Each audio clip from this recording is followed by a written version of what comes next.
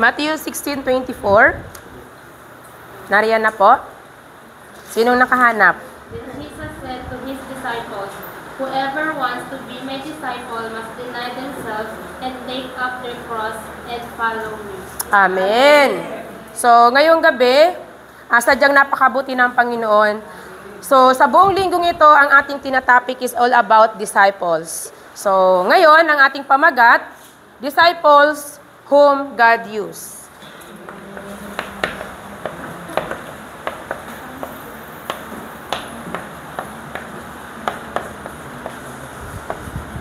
Sino nga ba ang mga disciples na ginagamit o kagamit-gamit para sa Panginoon?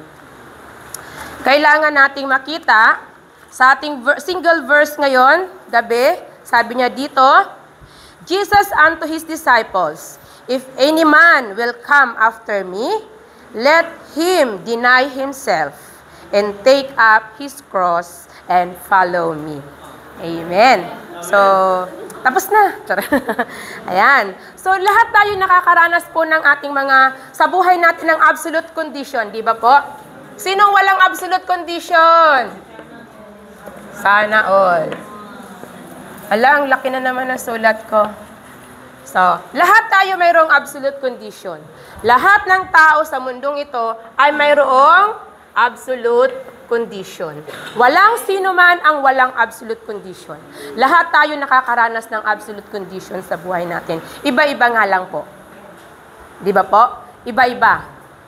Pero, sabihin man nating iba-iba, isa lang ang pinanggalingan. Amen?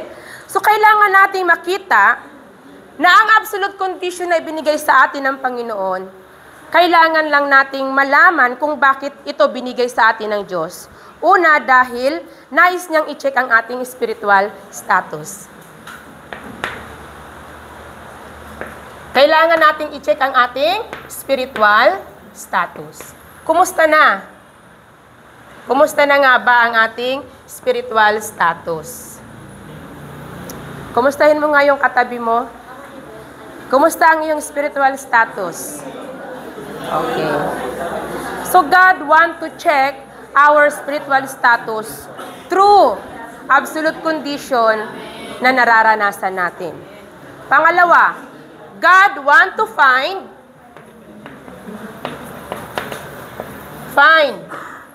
the plan of God sa buhay mo.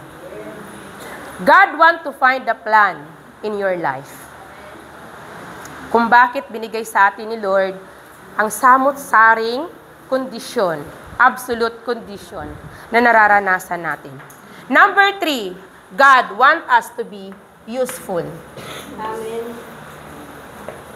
God want us to be useful. Gusto ba natin kagamit-gamit para sa Panginoon? Amen. So kung titignan natin sa ating binasang single verse, mayroon tayong 3 bagay na pagtutuunan ng pansin. Ngunit bago yon, ano nga bang nangyayari sa tao kapag tayo ay nagkakaroon ng absolute condition? Number 1, complain. Di ba po? Number 1 agad, complain. Galit, anger, sad, worries, stress. Stress na agad, mga bata pa na stress na agad. Di ba po? At nahuhulog sa anxieties. Di ba? Lahat ng yun ay nanggagaling saan? Self-centeredness. So lahat yan ay nanggagaling sa self-centeredness. Ayan. Ang lahat ng tao ay nanggagaling sa self-centeredness. Siyempre nga naman, ikaw yung naka-experience. Ikaw yung nakatanggap ng absolute condition. Alam nga mang ipasa mo sa iba. Di ba po? Siyempre, ikaw muna. Ako yung nakaramdam eh. Hindi naman ikaw. Di ba po? Sabi nga hindi mo masasabi kung ano ang nararamdaman ng isang tao unless na hindi ikaw yung nasa kanyang paa. Di ba? Hindi mo alam kung ano ang kanyang pinagdadaanan. That's why we have a lot of self-centeredness. So anong unang pumapasok sa atin? Ay, kailangan ko itong masolusyonan. Di ba po? Anong nangyari? Humanism way. Humanism way. Lahat tayo mayroong humanism way. Walang sino man sa atin ang walang makakapagsabi, ay, hindi ako nag-humanism way. All of us. Bakit? We have the self-centeredness. Siyempre, ako yung gagawa ng paraan. Kasi sarili ko to, hindi naman ikaw. O di ba, pagkatapos mo ng self-centeredness, humanism way, ano na, lalapit ka na sa kanya. Di ba? Pupunta ka na sa tao. That's how Satan captured us. That's how Satan ipinapakita sa atin. No one can deny. Hindi natin kayang i-deny yun. Lahat tayo nang kakaroon ng ganon na pangyayari sa buhay. Lahat tayo ay nakakaranas ng ganong problema at samot-saring pahirap sa atin ni Satanas. And yet, lahat tayo ay nahulog sa religion. Lahat tayo nahulog sa religion. Ano ba namang simbahan na yan? Malalampas na kayo sa langit. Wala na kayong ibang ginawa. Mag-Bible study, mag-pray, mag-evening prayer, kung saan-saan. Pag narinig niyo yung taong nagsalita ng ganon, religious way. Nandoon pa rin siya sa relihiyon. Bakit? Sinusukat yung gawa. Tinitignan yung gawa. Ay, okay na po ako, nakasimba na ako nung linggo. Miyerkules nagsimba ako. Friday nagsimba pa ako. Okay na lang wag na mag-Tuesday. Okay na rin wag nang mag-Bible study sa cell group. Lalagpas na ako sa langit. Lagi nating naririnig yun. Naririnig ko yun dati. When I was Catholic, alat, ganun talaga. Ano ba naman yan? Sa Madre, di ba? Ano ba naman yan? Anong oras na? Gigising maaga. Gabi na, bago matulog, magpipray pa din. Ganun. Maraming ginagawa at sinusukat, tinitignan kung ano yung ginagawa ng tao. We fall into religion. Lahat yan ay pakana ni Satan. Ito talaga si Satan, laging bida. 'Di ba? Pero as a disciple, kailangan nating makilala si Satan. Maraming simbahan ayaw nilang banggitin si Satan. Natatakot. Kung maalala ko lang, kapag nakabanggit ka ng Satan, sasabihin nila, in Jesus' name. Uy, nabanggit din nila yung Jesus' name. Kasi bakit? Uy, wag kang magsalita ng ganyan, in Jesus' name. Takot na takot talaga silang mabanggit yung salitang Satan. But, when I came into Mana, kahit dati naman hindi pa gaanon ka-accurate gospel, meron na. Nababanggit na rin si Satan. Pero ngayon, mas broad na, mas hayag na sa bawat isa sa atin, yung salitang Satan. Bakit? Without Satan, we don't need Jesus Christ. Amen. Paano mo susolusyonan? Hindi mo naman alam kung ano yung tamang problema mo. Money problem, family problem, relationship problem. Yun lang yung nakikita natin. Panlabas lang. That's why what we are going to do, humanism way, temporary solution. Kaya naman, sunod na naman na buwan, may problema na naman na darating. Inuban na tayo, nangulubot na ang mga balat, ganun, paulit-ulit pa din. But, we are so blessed. That's why yung remnant, mga kabataan, napakahalaga nyo. Amen. Bakit? Ngayon, natataniman na kayo. How about us? Kaya nga matigas na yung ulo namin eh. Sobrang makunat na kami. Bakit? Ang tagal na, ang haba na nang nakabaon. Kung yung ugat ni Kuya Andrew, nandoon, saan yung ugat ko? Doon. Ang layo na ng ugat. Mahirap bunutin o madali? Mahirap. But, ikaw, kayo, mababaw pa lang. Kaya ano man yung na-receive nyo, emotional wound, sa mga magulang, wrong imprint, wrong root, ngayon madali pang mabunot. Like for example, gusto mo magtanim ng nyog. Pag maliit pa yung nyog, pinupunla yung nyog. Pag maliit pa yan at nagkaroon na siya ng leaves, ganyan pa lang, kukunin na ng may-ari, itatanim na siya doon sa kung saan siya permanent. At doon siya magrurut ng matagal, at doon siya mamumunga, at doon siya lalago. Kaya pagpupunla ng mga pastors, ng mga leaders, ng mga teachers, sa inyo, mga anak, very, very important. Amen. Hindi lang yun sinasabing niya, ay, accurate gospel, ano ba namang accurate gospel na yan? Pudpud na yan. Kailangan, bakit? Pag hindi natin pinaulit-ulit, hindi natin yan patuloy na inulit-ulit, maling imprint root ang magiging nature ng kabataan. That's why you are very, very important. Amen? So kung kailangan natin na malaman at makilala si Satan, kailangan ng isang disciple, you know about Christ. Kailangan alam natin kung sino si Kristo. Dahil dito, ang tinatawag nating spiritual problem, walang ibang kailangan kundi si Kristo. Amen? Amen. Without Christ, hindi natin kayang solusyonan. Without Christ, hindi natin kayang mapagtagumpayan. Paulit-ulit. Ano ba naman yan? Kahapon na-captured ako. Ngayon na-captured ako. Spiritual status? Check. Ano ba yan? Ba't ako may problema ngayon? Find the plan of God. Amen. Ano ba yan? Hindi ko ini-expect talaga na mangyayari sa buhay ko to. But thanks God, you will become witness. Amen. Because of absolute condition na napagdaanan natin. So, kailangan nating makilala si Kristo. Amen? Without Christ, number one, bago ka maging disciple, hindi mo ma-i-deny ang iyong sarili. Sabi sa ating verse, first, deny yourselves. We cannot. Masanggi ka nga lang.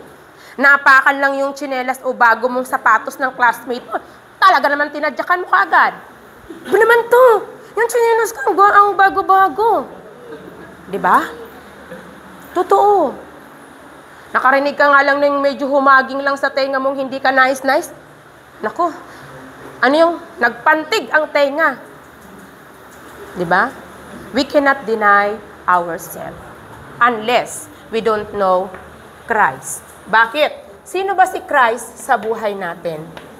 Siya lamang ang ating tagapagligtas. Siya lamang ang nagligtas sa atin. Without Christ, saan tayo dapat? Sa impyerno kasama ni Satanas. Doon dapat tayo. Pero, ganun na lamang ang pag-ibig ng Diyos. Pinadala ang kanyang bugtong na anak, inabot tayo, at ibinigay ang kanyang bugtong na anak. Even though, we're so hard-headed. Even though, anong nagawa mo noon, ang mahalaga ngayon. Amen. Ano pa? Kailangan malaman mo na ang pag-ibig ng Diyos ay mabubuhay sa iyo kung i-deny mo yung sarili mo. Deny yourselves. Kailangang deny natin yung sarili natin. Without denying ourselves, cannot. So, paanong paraan? In a simple way. Paggising sa umaga, don't watch. Kailangan ng prayer. Without prayer, hindi mo mati-check ang spiritual status mo. Without prayer, hindi mo makikita ano ang plano ng Diyos sa buhay natin. Without prayer, hindi tayo magiging useful sa Panginoon. But, may nabasa ako, bakit daw tayo tinatamad gumising sa umaga? Kasi yung kumot nandoon si Satanas. Niyayakap tayo. Sobrang lamig, di ba? Sige lang, matulog ka muna. Mamaya na, nag-alarm yung cellphone, pinatay. Oh, sabi ni Satanas sa kumot, sige lang, sarap patulog, mamaya pa. May 15 minutes pa. Pagod ka kahapon, di ba? Naranasan ko po yun 2 days. Why I tell this? Because naranasan ko 2 days. Sobrang pagod, syempre, 2 days na sobrang pagod. Hindi na kinaya ng katawan. Kahapon, ay nung isang araw, o kahapon, buti na lang, ginising ako ni Brother Alwin. Nagulat ako, kala ko sino na yung yumayakap sa akin. Pagtingin ko ang ganon, sabi ko, oh, sabi niya, Ma, mag-alas 6 na. Ay, 6. Thank you. Toothbrush na siya, pinag-toothbrush na ako. Char. Sabi ko gano'n. Sabi ko, aba, for the first time, ginising ako. Ay, hindi biro, kasi hindi niya talaga ako ginigising.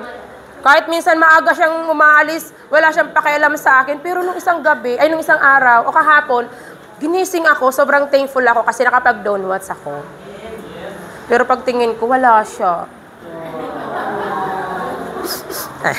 That's why God is the one who changed his spiritual status. At least ginising niya ako, di ba? Hindi niya na ako dinamay. Ayan. So, ano pa? Kailangan makita natin na ang Diyos ang priority ng buhay natin. Waking up in the morning is very, very difficult. But, because you know, God is your priority. Kahit pa malamig, tanggalin mo na yung kumot mo, Satan, get away! Kasi nandun daw si Satanas sa kumot eh. Satan, get away! Ayan. So, wake up ka na agad, mag-toothbrush ka na kaagad. Wag mo nang isipin na babalik ka ulit. Yan. Lalo na kapag nakasuot ka ng jacket, tsaka nakapajama, ang sarap matulog. Yan. So, barin nyo na yung pajama at jacket. Sarap. Ayan. So, kailangan, ano ang laman ng prayer natin? 3, 9, 3.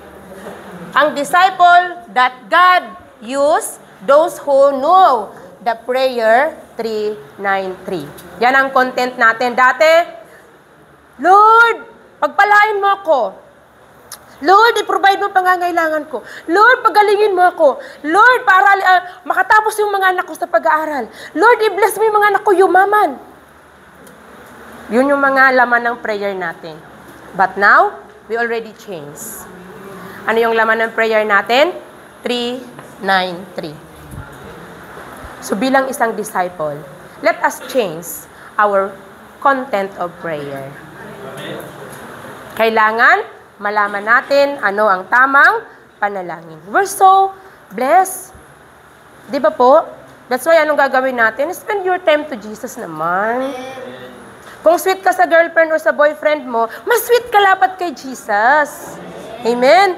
Kasi, yon ang tunay na pagmamahal na mararanasan natin. Ano pa? During your prayer, you will receive Holy Spirit. Yung Holy Spirit, yun yung magbibigay sa atin ng direction. Without prayer, no direction. Bakit? Ano yung sabi sa prayer? Prayer is spiritual conversation toward God. So God is the one will give you direction. So without prayer, wala kang direction. Ano pa? No prayer, no answer.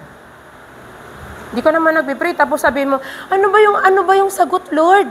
Di ka pa nga ng prayer kay Lord, nag-alay ng prayer o nakipag-conversation sa Kanya eh. Puro ka lang demand, Lord, gawin mo to. Lord, gawin mo yan. Lord, ginawa na nating majestic si Lord. Amen? So prayer is very, very important. We need to pray para ma-recognize natin na ang problema natin ay spiritual problem. Kahit pinag-aaralan natin po ito, kung hindi talaga natin siya dadalhin sa prayer, mahirap i-apply. Bakit nandiyan si Satanas? Kung sabi nga ni Reverend Yu, 24/7 o 25 hours si Lord Jesus Christ o ang Holy Spirit, naku, ganun din si Satanas. Lag kang kinakalabit. Sa mga anong bagay, yung anak mo lang, papasok lang ng school, hindi mo alam, nagbibihis pa lang, mamaya, galit ka na, high blood ka na. Huwag ka nilang pumasok, wala kang silbi. Ganun, yung mga sinasabi natin, di ba? Oo, ganun ako dati. Kunting kalabit. Sko, grabe talaga si Taning, no? Magpantig talaga ang ulo mo. Di ba? Kaya kailangan natin ng prayer.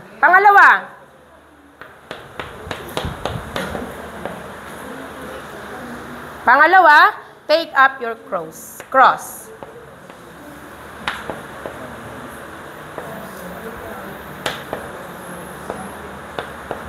Ayan. Take up, di ba? Mali.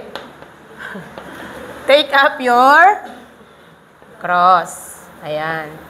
Take up your cross. Pasanin mo. Buhatin mo. Kung anong problema binigay sa'yo ni Lord, sige, kaya ko to. Bakit? God is with us. Sabi ng Panginoon, sino ang napapagal, nahihirapan? Come to me. So, let us carry with Christ. Kung dati noon, kaya ko to. Kahit wala kayo lahat, kaya ko to. Laging ako. Kaya ko to. Pero ngayon, kaya natin dahil kasama natin si Kristo. Let us take up our cross through absolute condition. Siyempre, unang-unang tinitira ni Satanas, family. Family. Kasi lalo na tayo mga Pilipino, family-centeredness. Diba? Kung walang pamilya, parang hindi nabuhay. Pag mag-isa ka lang, sobrang sadness. Akala mo wala na talagang silbi ang buhay. Pag namatay yung asawa, nahiwalayan ang asawa, pasawa yung asawa. Asawa ko kasi. Di ba? Puro tayo asawa ko. Pero ano sabi ni Pastor Lee? Because of you. Yes, Pastor, because of me. Sabi ni Samonim, because of you. Okay, because of me. Dati ang hirap tanggapin, di ba? Bakit ako? Lagi na lang ako yung sisi. Sabi ni Samonim, ma-share ko lang.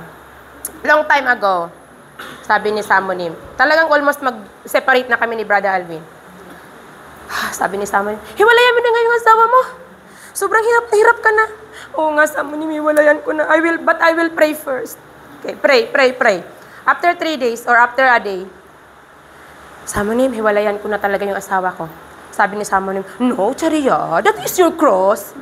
Sabi mo, Samonim, hiwalayan ko na. That's why you have to pray. Sige, pray naman ako. Tapos sabi naman ni Samonim, Charia, separate na very matigas. Very matigas ulo. Yes, no, Samonim, you said take up my cross. He's my cross. Okay, pray more. Oo, totoo yun. Hanggang pray more. O ngayon, okay naman kami. Char. Bakit? Bakis. Ay, ang galing nyo talaga, ha? Oh. Bakit? Kasi, Jesus Christ take up our cross. Ay, may mga magagaling kayo magkuha ng word, ha? Kasi ang Kristo, ang siyang totoo nating nag-take up ng ating cross. Saan? Sa cross ng Kalbaryo. That's why, whom do we need? Only Christ. Only Christ. Kasi bakit? Dahil dito, only spiritual problem. Take up your cross. Find the plan of God through your friends, through your husband, o through my husband, through your girlfriend or boyfriend. Diba? Plan. May plano si Lord, ba't nangyayari? Gusto ni Lord, ma-change yung ating spiritual status. Without changing our spiritual status, sabi ni Lord, sige pa, ayaw mo ha, sige. That's why what we have to say, thank you, Lord. Kasi through this one, we can pray. Through the absolute condition, we can pray. Ang sarap kaya yung pagising mo sa umaga. Tapos, maya-maya, nagpe-pray after prayer, yung meditation prayer, umiiyak ka na kay Lord. At minsan, nasabi mo na ba na, thank you, Lord, kasi dahil sa mga problemang binigay mo sa akin, nakakausap kita. I have time to spend with you. Nararanasan ko yung Holy Spirit na binibigay mo. Kaya ano sabi ni Pastor Lee? Your cross is your blessings. Amen. Dahil alam natin na only Christ can forgive us. We are already forgiven, di ba po? That's why we have to forgive. Ano pa? Kailangan mong makita na dahil sa pamilya, sa kaibigan, sa katrabaho, kapag mayroon kang absolute condition, may problema man, may nangyayari man, may plano dyan si Lord. And through that, makikita mo yung plano ni Lord na mas best pa pala sa plano na ninanais mo. Pangatlo, di ko na sinulat. Sige na, bahala na kayo doon. Pangatlo, we have to follow. Sabi ni Jesus, follow me. Follow Christ. Ang hirap sumunod, di ba po? Ang hirap. Like for example, pag gising mo pangalan sa umagang, hirap sumunod eh. Ba naman yun, ang lamig-lamig. Uy, mainit na ngayon. So, kailangan nating follow me. Bakit? Sabi niya sa John 8:31, if you continue in my word, you are timely my disciples. And you will know the truth, and the truth will make you free. Amen? Ito yung sinabi niya doon sa mga taga-Jews. Let us follow God. And it will make us free. Diba minsan, pag ikaw ay tinatamad, bayan, wag na muna tayong magsama sa mga natin, gawain. Mag-ano na muna tayo, pahinga na muna ngayong araw. Napansin mo ba, mayroong something, kulang. Bakit? Hindi ka nakasunod. Yun ang reminder ng Holy Spirit sa atin. That's why we have to follow Jesus Christ. Kapag nag-follow ka, malalaman mo yung absolute value.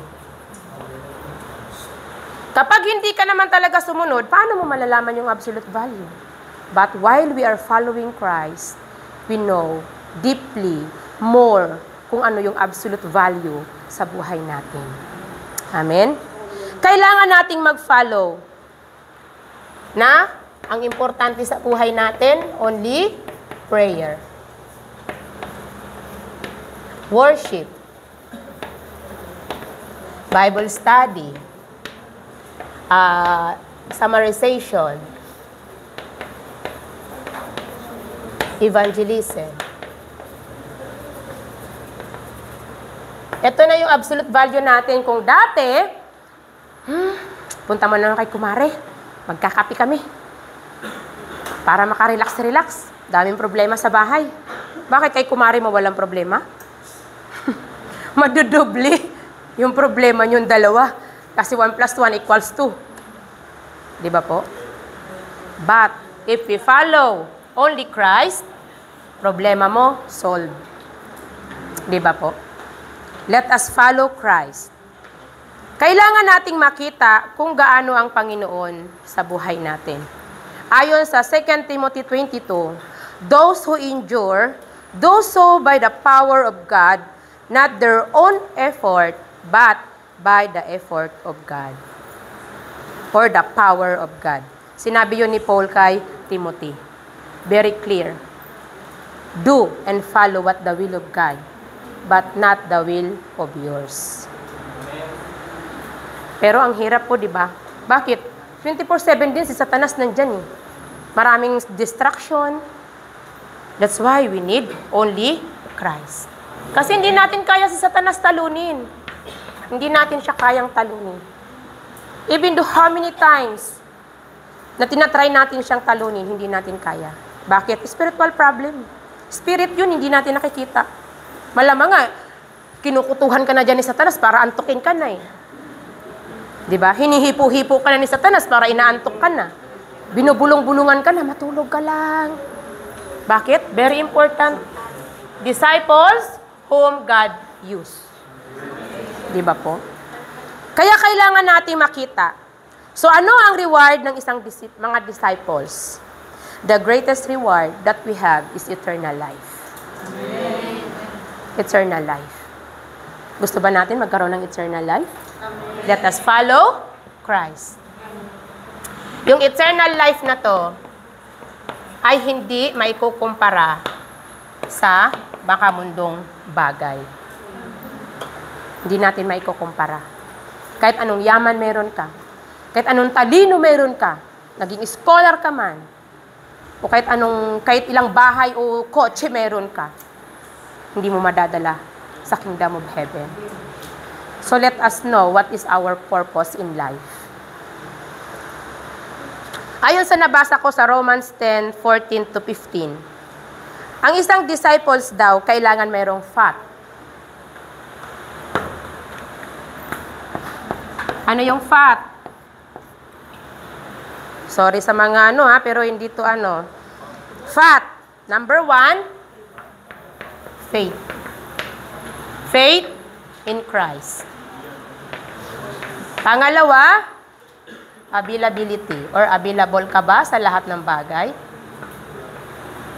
Kapag tinawag ka about Christ, you just follow well or wait lang? Pangatlo, you must have the teachable heart.